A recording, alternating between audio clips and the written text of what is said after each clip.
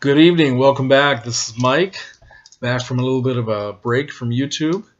And I have a question for you. What do you think is going to happen with the whole collecting scene in the coming new year, 2019? What do you think is going to happen to your collection? Well, I have an answer for you, and this is all sort of tongue-in-cheek. I clipped this article from my local newspaper. Okay. This is from the Champaign-Urbana News-Gazette here in Champaign-Urbana, Illinois, United States of America, planet Earth. That's where we're located right now. And this is a guy named Rich Warren who has a weekly column called The Electronic Cottage, where he talks about different issues and products about audio equipment, television, smartphones, all kinds of things dealing with technology and how things are changing and what's available. He answers a lot of questions about where to find things, and he knows a lot of stuff. I like to read his column. But anyway, he has a prediction for 2019, several of them actually, and one of them has to do with the progression of 8K television, which doesn't interest me at all, but if you happen to care about that sort of thing, he says that 8K television will be coming into availability probably in 2020. I guess the Olympics are from Japan are going to be shown in 8K format. If you have an 8K television, it may not be available. I don't know about that, but and he talks about new things that are going to be added with smartphones and all the different streaming channels. But here's what he says about collecting, and I had to laugh at this, but I'll see what you think of it. He says, disc players of any and all sorts will fill recycling dumps. The concept of owning music or movies will seem quaint.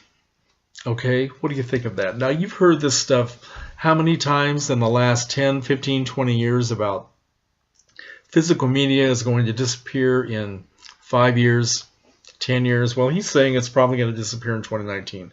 And I've been called many things in my life, but I've never been called quaint. And I don't know. This guy's reaching pretty far. And then he goes on to talk about how everything's going to be streaming, music, movies, everything you want to do, you're going to be paying for some subscription thing on a computer or a smartphone in order to hear music or to have music or movies in your life.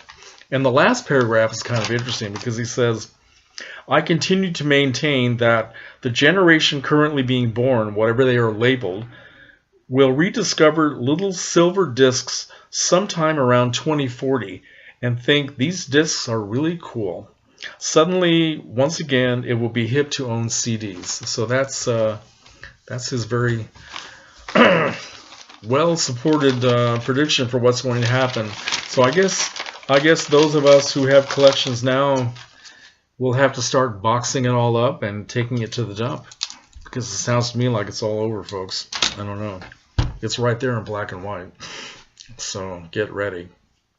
In the meantime, that's just a little bit of a joke I thought I'd share with you.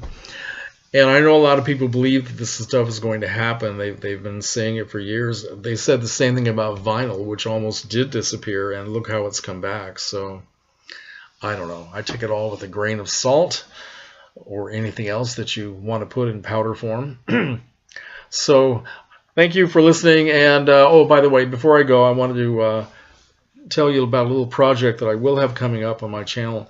I'm going to be taking part with in a little project with a couple of friends of mine on YouTube, my two good friends, DVD Collector 1974, whose name is James, and All Things Film, whose name is Ian. We are going to be doing lists of our top 100 favorite films, and these are not the list of the greatest films ever made.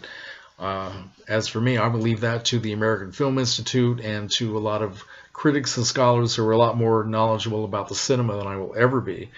And these are personal favorites. It's all very subjective. And I've been working on my list, checking them twice. And what we're going to do is have one video a week, beginning probably around New Year's Day or shortly after, whenever we get it done. One video per week, 20 films. So there'll be 5 videos altogether. And Ian and James do this every year. I joined them once back at the beginning of 2016, and they always invite me to take part, but I get very lazy and I haven't done it since. But this time I want to get back into it and maybe kind of jumpstart a little bit more YouTube activity in the coming year. So I'm looking forward to that, and I hope people will join us and watch.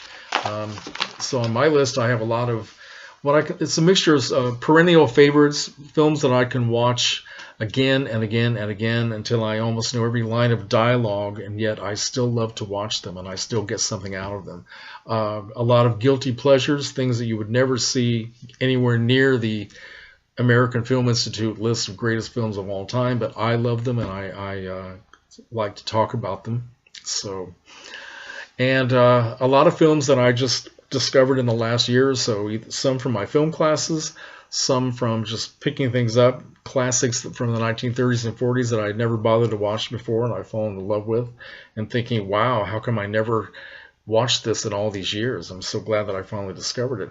And also a lot of films that I've seen recently at the theater, 2017, 2018, which have been so impressive in my experience that I put them on my list of 100 favorite films. So anyway, as I said, I hope you'll join us, and I guess like me, you'll be boxing up all your stuff and getting ready to take it to the dump. So good luck.